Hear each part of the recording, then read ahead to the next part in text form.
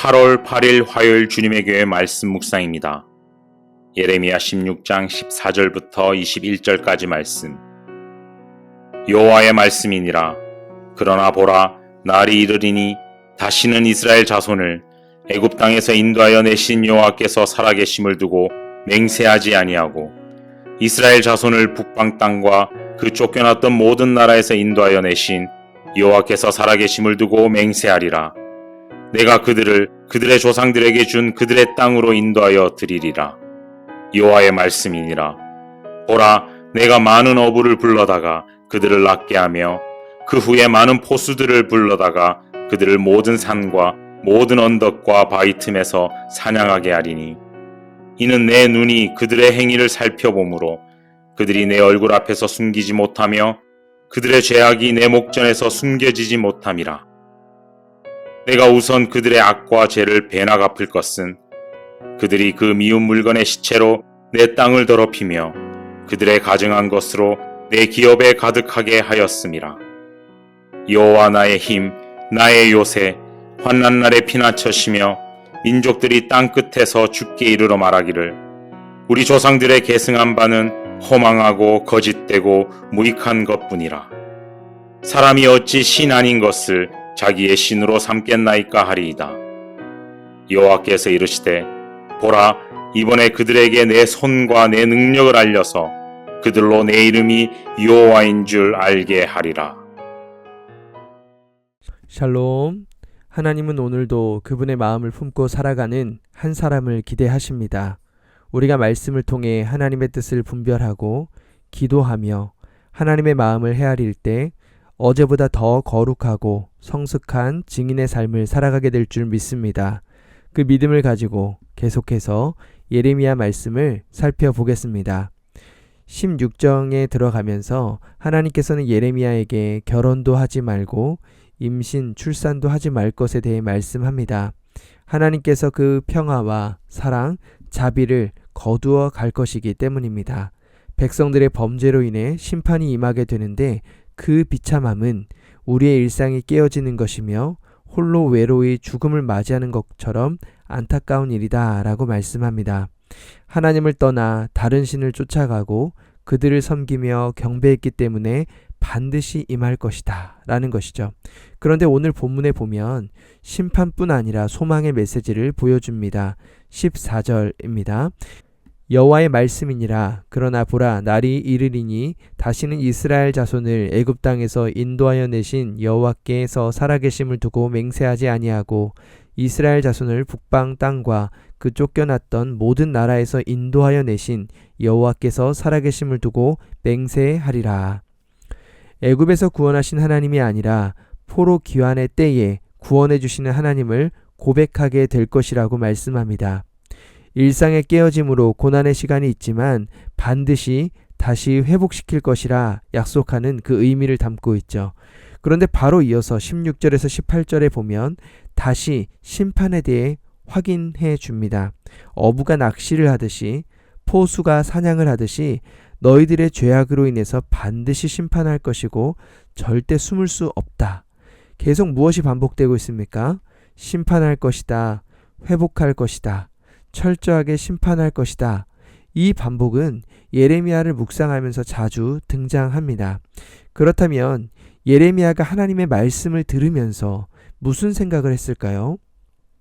하나님 그래서 어떻게 하시겠다는 것입니까? 고난을 주시겠다는 것입니까? 회복을 주시겠다는 것입니까?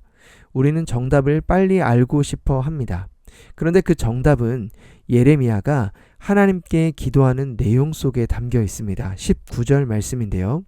여호와 나의 힘, 나의 요새, 환난 날의 피난처이시며 민족들이 땅 끝에서 주께 이르러 말하기를 우리 조상들의 계승한 바는 허망하고 거짓되고 무익한 것뿐이라. 이렇게 고백합니다.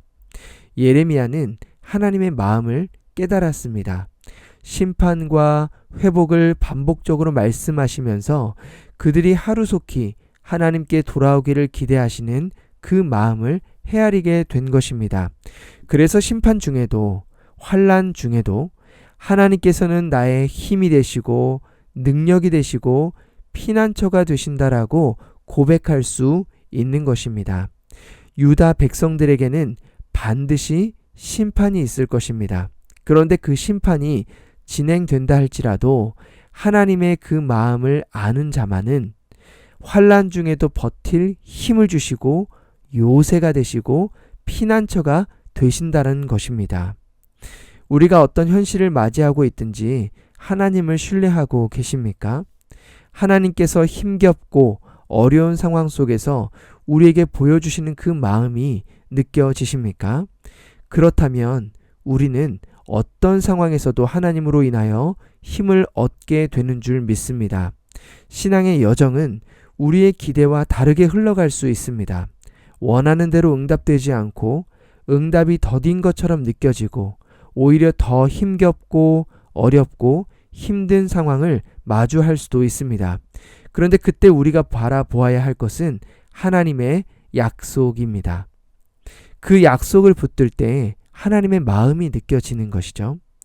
만약 누군가 여러분의 마음을 헤아려 준다면 기분이 어떨까요?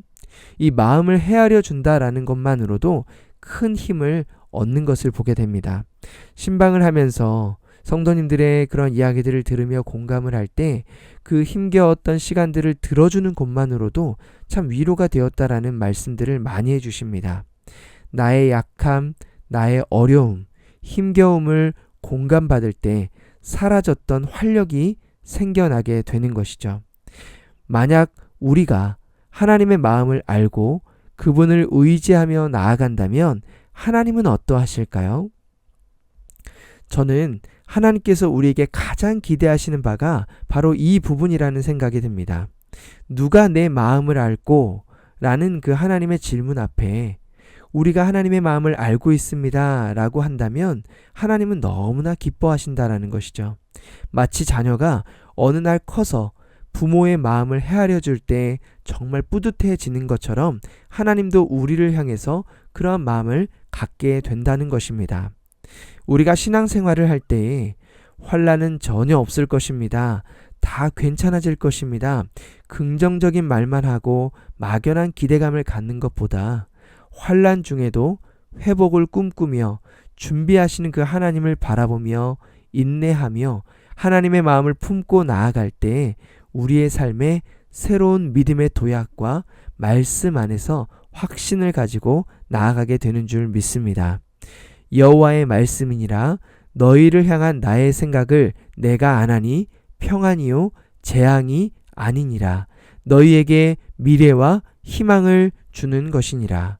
힘겨운 상황 속에서도 믿음으로 선포하며 하나님의 약속을 붙들고 그 마음을 품고 나아가는 복된 하루가 되시길 주님의 이름으로 간절히 축원합니다. 함께 기도하겠습니다. 우리를 사랑하시는 하나님 아버지, 오늘도 주님의 은혜의 보좌 앞으로 담대하게 나올 수 있도록 불러주시니 감사드립니다. 하나님 아버지, 우리는 연약하여서 또 무지하여서 하나님의 뜻을 다 헤아리지 못하고 하나님의 마음을 다 알지 못할 때가 참 많습니다. 그러나 하나님께서 우리에게 약속하신 것은 우리에게 재앙을 허락하시는 것이 아니라 우리에게 소망을 주시고 평안을 주시는, 그래서 우리에게 미래와 희망을 주시는 놀라운 하나님의 계획이 있는 줄 믿습니다.